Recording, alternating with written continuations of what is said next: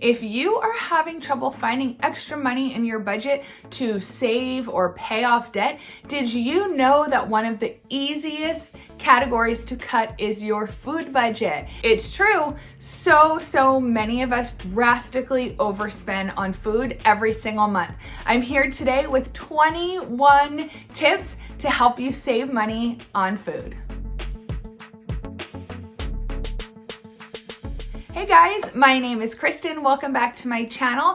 I have a blog called senseandpurpose.com where I share our personal financial journey to help you love life on a budget. And I want to talk about food today. I love food. You love food. We all love food. That is why it is so easy to overspend in the food category. Food is usually the highest spending category for most families, second only to housing and maybe to cars, depending. But my point here is that almost all of us way overspend on food. In fact, if you don't know exactly what you are spending on food, groceries, restaurants each month, I would like to challenge you to track your spending on food for just a month. Just throw a piece of paper up on the fridge and mark down every single cent you spend on food, whether it be your weekly grocery trips, the drive-through you hit on the way home from work,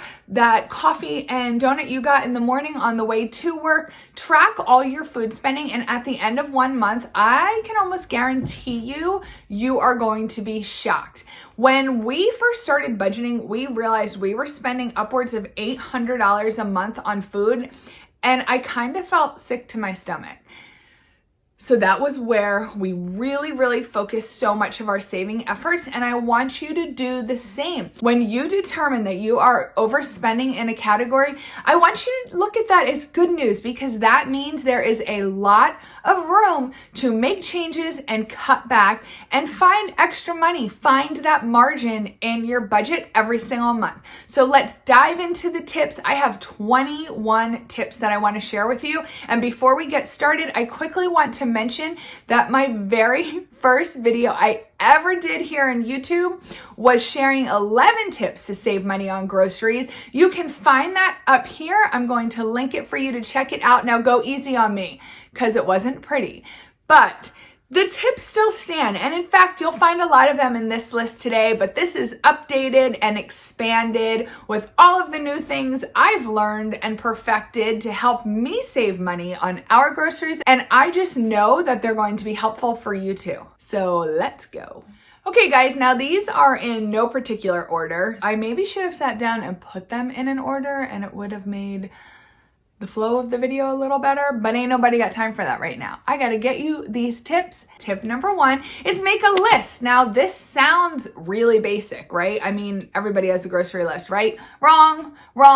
So many of us either forget to make a list, just don't have time, just don't care. And what happens is then you are going to the store with no plan. And when you're going to the store with no plan, everything sounds like a good idea, and you start throwing things in your cart without a plan. Then you get home and you try to make a meal and you realize you have like half the ingredients you need. You have to run back to the store, or you have to find something else to make, and it almost always is going to lead to overspending. So just take a couple minutes, make a list. We actually put our list on our Alexa. That way I can contribute, my husband contributes, my kids can add things to the list. Plus it takes all the responsibility off of mom. So anytime somebody finishes an item or thinks of something that they're hungry for or they'd really like to get, they just put it on Alexa. It's also helpful because if I'm out at the store, I don't need to bring a list with me. I can just pull up Alexa, have the app on my phone. I can easily check off what I get, and it's a super simple way for me to make sure I get everything I need and stick to my list. The next tip, and listen up because this one's so important, don't go to the store hungry. In fact, don't do any shopping hungry. It is actually proven that shopping hungry is going to make you spend more, especially at a grocery store. Think about it. Things that you normally wouldn't even buy, if you're starving, you're pushing the cart, you're like, oh, that looks good, that looks good, that looks good, and you're just gonna throw it all into your cart because you're hungry. So make sure you have a meal or at least a snack before you go. Do not go grocery shopping hungry. I guarantee you, your wallet is going to regret it. Next tip is buy generic. Now, I used to be a total food snob. I swear I would never buy generic. I insisted I could taste the difference. Generic, like 99%, is the exact same. Just get rid of that preconceived notion you have that it's going to taste different or subpar or less than, because it's not. That's mostly in your head. Unless it's Pop-Tarts, because they're always gross, generic. Nobody can master, I swear. Whatever generic company or grocery store can master generic Pop-Tarts or toaster strudels, you'll have my business for life. Buy generic. Guys, it's gonna save you, I think, something crazy like 30 or 40% off your normal brand price.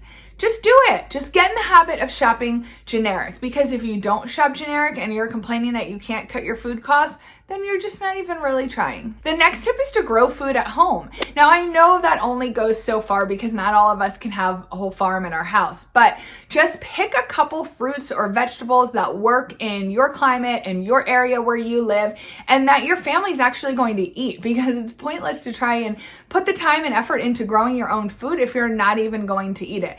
If you guys are big fruits or vegetable eaters, especially if you're in a particular part of the country where maybe you could grow avocados, which can get really expensive, or maybe you're a huge egg eater and you're allowed to have some backyard chickens, become a little bit more self-sufficient and you're going to find it considerably can offset your grocery costs, especially with those fresh items that really can add up each week. Okay, the next tip is shop bulk. Now, the best way to do this is maybe getting a membership to those big box stores, but there is a caveat to that. If you're not going to actually use your membership, don't bother. In fact, we paid for a BJ's membership probably a decade ago, and I think throughout the year we went to the store 2, maybe 3 times, and it really just didn't even pay. The savings that we got did not cover the cost of our membership, so we actually ended up losing money. Now we belong to Sam's. It's super close to our house and we go all the time. It saves us a ton of money over the year. The one thing you do want to be careful with is these warehouse clubs have a lot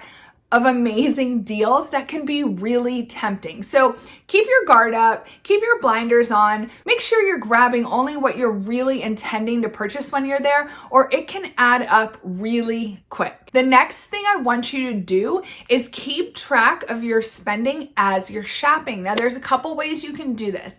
I used to use just the calculator on my phone, but what was happening is I was really kind of fumbling to use the calculator, a pen, my list, push the cart, grab the items.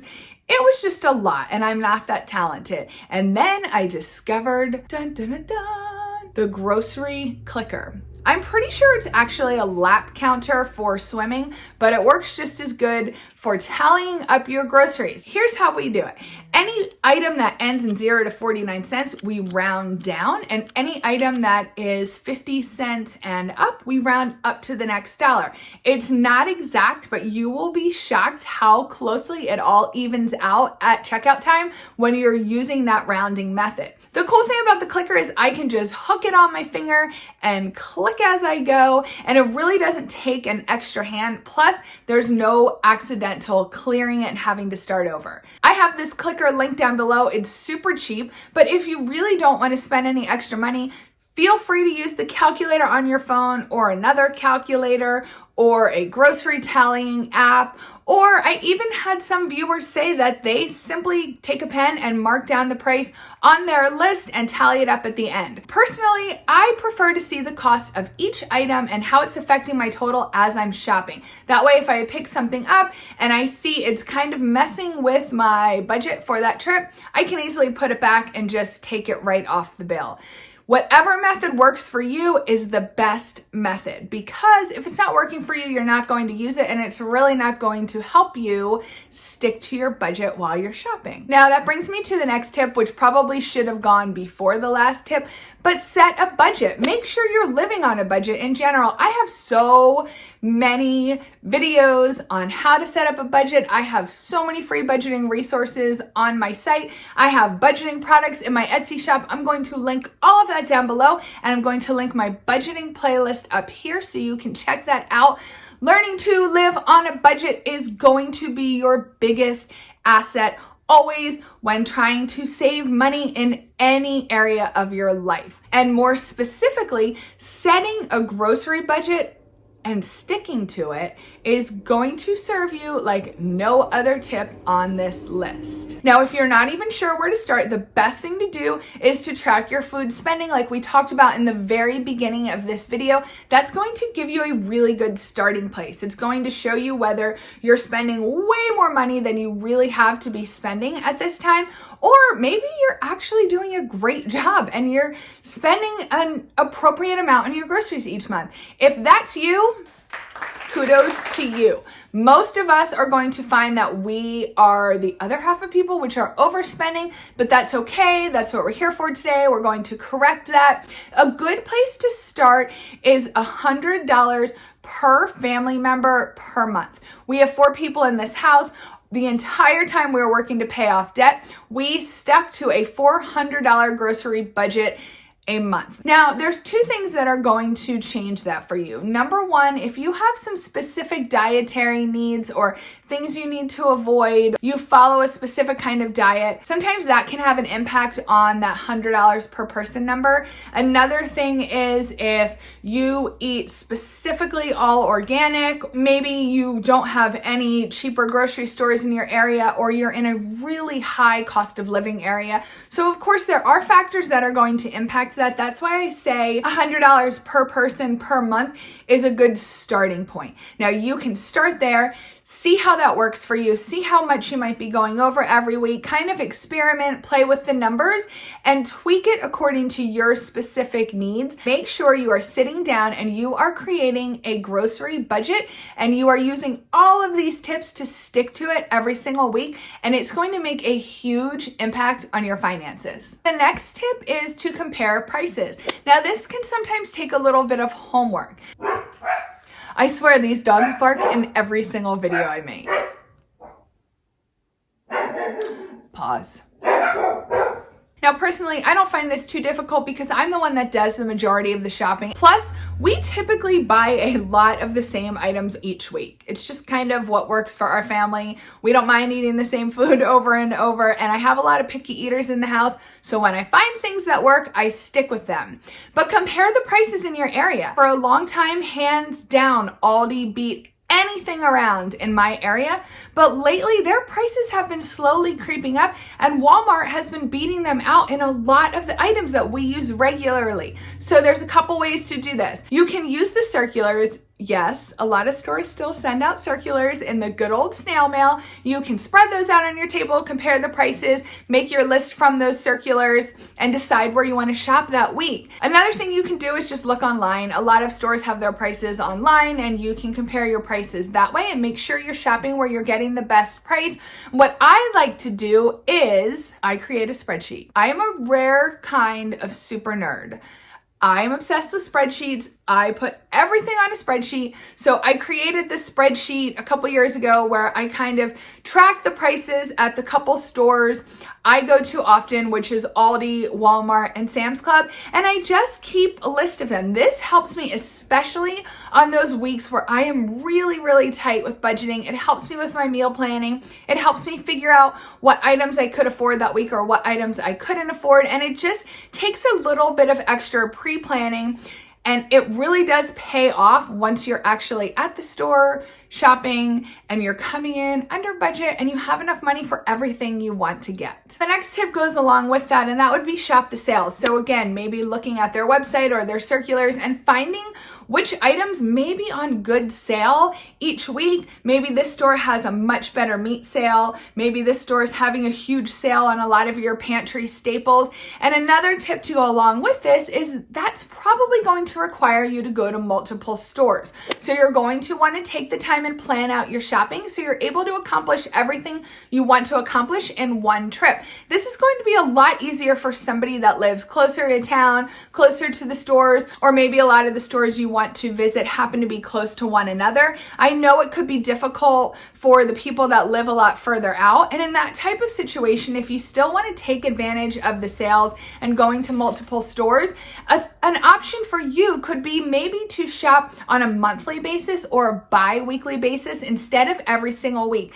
That way you're saving the gas, you're saving the time. The shopping trip's going to take a little more prep, a little more money, and a little more time to shop, but it's going to be worth it in the end when you're saving all that money. I want to quickly ask you, if you're liking this video, to please go ahead and give it a thumbs up. It really helps me out and I appreciate it so much. I make a ton of videos about saving money, budgeting, paying off debt, frugal living. So if you like content like this, I would really appreciate it if you subscribe to my channel and become part of my family here on YouTube. Now, my next tip is to coupon. And I know this kind of sounds a little old-fashioned, guys, but there's so many people that save a crap ton of money from couponing.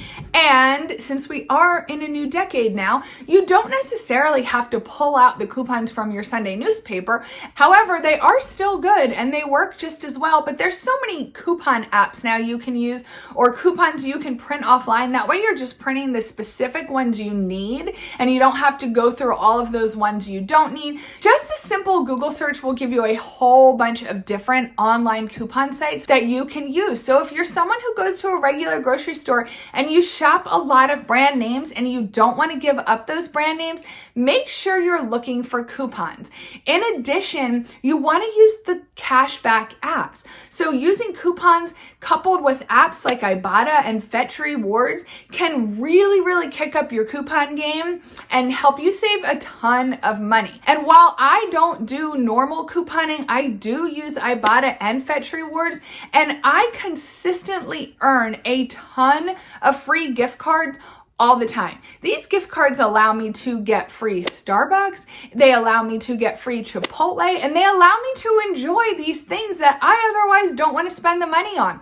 Just taking a couple extra minutes to scan my receipts after I'm finished grocery shopping is really all it takes.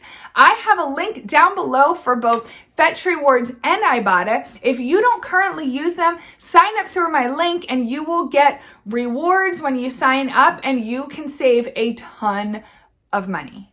Promise. Now, this next tip is super important and it is to meal plan. I actually have a whole video breaking down my meal planning process step by step. You can check that out, and if you are not currently meal planning, this one is going to pay off big time. It's going to make sure you're not running out to the drive-thru because you don't have anything to eat. It's going to make sure you know what you're making and purchasing the right things from the store, and it's really going to help you stretch your dollar every single week. Next, I want you to start building a freezer stash. If you have a chest freezer, that is awesome. You can build a mega freezer stash. If you don't have a chest freezer, you can grab a cheap one off of Craigslist or ask a friend or family if they have one they're willing to sell, or just build a small freezer stash in your normal daily freezer. But being able to do this is going to allow you to shrink your budget on those weeks when maybe you don't have as much money to spend, or maybe the weeks when you want to have a quick gathering and you don't have extra money to buy extra food. You can go to your freezer stash and find a meal that you've already made or extra food that you have saved up and purchased at rock bottom prices, and it's really going to help you save money. And one of the best ways to help you build a freezer stash is going back to shopping those sales that we were talking about. When you see a huge meat sale, that is the time to build a little bit of extra money in your food budget that week to buy some extra meat that you can put in your stash. Or you want to maybe stock up on pantry staples. Maybe you make a lot of pastries, cakes, bread, snacks at home, and you want to buy those things so that you can have an extra stock at home when you run out, it's also going to give you that extra margin in your budget so that if you have a week where you need to buy some extra food, you're able to cut back on some of those other items because you already have them stocked up in your pantry or your freezer. The next tip is to subscribe and save. Now, this can be used at places like Amazon and Target. Personally, we've only ever used this on household goods or pet products. I know a lot of people use it on baby products. Another good use for it would be cleaning products. And this all depends on what you build into your particular grocery budget. Maybe you don't consider any of those products part of your grocery budget, and that's okay. But if you do and you're purchasing them regularly, using subscribe and save is going to help you save a substantial amount. Plus, it's so much more freaking convenient. The stuff just literally shows up on your doorstep. The other great thing about it is you can control the frequency. You can determine how often it's shipped to you. You can skip deliveries or shipments if you don't need them. And personally, we have really found it helpful, especially with our pet food and our cat litter. Now, my personal favorite tip is to shop for groceries online. We have switched to shopping every single week using Walmart grocery pickup. Now, we have a Walmart pretty close to us, so it's even more convenient for us. Walmart does now offer grocery delivery. I have not tried that service yet, so I can't really speak to it, but I can tell you that Walmart grocery pickup online, which is where you order your groceries online and you go pick it up at a specific spot at Walmart, has literally changed my life. It has made my grocery shopping process so much easier and faster, and we just love it. We absolutely love it. It has been a game changer for us. I am going to leave a link down below where you can try Walmart grocery pickup for the first time and get $10 off your order. I also want to let you know that if you do use Ibotta, they usually have a $3 rebate in Ibotta that you can also get $3 off your groceries. So that's going to save you $13 right off your grocery shopping trip. So check that out down below, and definitely give Walmart grocery pickup a try. There are other services out there. There's Instacart, and a lot of specific grocery chains now offer the same service specific to their store, just like Walmart does. My next tip is to shop discount grocers. Now, I've talked about Aldi throughout this whole video. That's my favorite. But like I said, Walmart has been beating out some of their prices. So that's why I do my weekly shopping at two stores now, Aldi and Walmart. Because the cool thing I love about Aldi is not only is it super cheap in most items, but they also have a ton of their products that don't contain specific preservatives, MSG, or synthetic food dyes now. And I really like those options, especially for my children. So there are some items that we just love from Aldi and we go get every week. But if you don't have an Aldi in your area, you can check out stores like Lidl. Trader Joe's is cheaper for a lot of items, but you have to be careful there because they have a ton of specialty items that can really add up quickly. But on the whole, I do find it cheaper than a lot of our stores around here. Discount grocers get a bad rep because people think that the items are expired or messed up in some manner, but that's not necessarily true. These type of stores are selling normal, fresh grocery items that are well within their date range. They are not one of those stores that all of the dented boxes or the expired food goes to. So check out stores like Aldi and Lidl, and you're going to save a lot of money. But it's mostly generic foods. It's mostly their own brand. So if you're someone who just cannot deal with generics, it's probably not going to work for you. But if you're someone struggling, sticking to a grocery budget, that is where you are going to see the biggest impact. I know this video is getting kind of long, but stick with me. We're almost through the tips. The next tip is to meal prep. Now, you might think that meal prep is strictly for fitnessy people or somebody on a diet, but it's not. The best thing about meal prepping is you are making sure that you're going to eat the food that you spent money on, right? Now, sometimes we have the best of intentions. We make our meal plan, we take our list, we get everything we need, and then life gets in the way, and maybe you had to work late or somebody gets sick. And one of the best ways to make sure that doesn't happen and it doesn't throw you off track is to actually prep your meals or prep part of your meals. Here's the thing. Taking the extra time each week to prep some or all of your meals just make it so much easier and more convenient to make sure you're eating that food. You're not going to run to the drive-thru, or you're not going to call and order takeout because you ran out of time to make this extravagant meal and it's already 6 o'clock and you're starving.